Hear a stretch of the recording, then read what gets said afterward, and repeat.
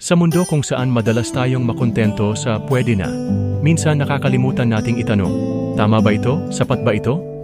Ang pag-ibig ay hindi isang bagay na dapat pagtiisan o ipilit.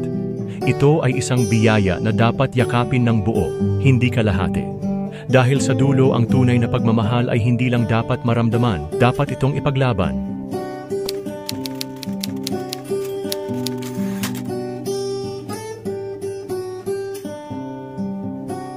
Ang tamang pag-ibig ay hindi isang bagay na dapat minamadali. Hindi siya isang damdamin na dinadaan sa palagay o sa akala na sapat na ang pwede na. Ang totoo, kailanman hindi dapat magkasya ang puso sa baka. Huwag kang pumayag na manatili sa relasyong pinaparamdam sa'yo na sapat ka lang, na para bang ang iyong halaga ay isang bagay na pwedeng mabawasan, pwedeng itapon, pwedeng isang tabi.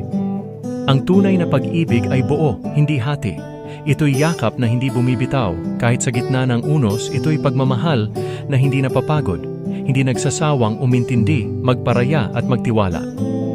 Maghanap ka ng isang taong kayang tanggapin ang bawat bahagi ng iyong kaluluwa, ang liwanag at anino, ang saya at lungkot, ang iyong mga pangarap at pagkabigo. Ang tamang pag-ibig ay nagbibigay ng kapayapaan sa gitna ng kaguluhan, nananatili kahit ang mundo'y bumagsak at pinipili kang mahalin, araw-araw, walang pag-aalinlangan. Huwag kang papayag sa pagmamahal na puno ng tanong. Maghintay ka para sa isang taong magpaparamdam sa iyo ng pagiging buo, ng kapayapaan, ng katiyakan. Dahil ang totoong pag-ibig ay hindi lang para sa simula, ito'y naroon hanggang dulo, handa kang ipaglaban sa kabila ng lahat.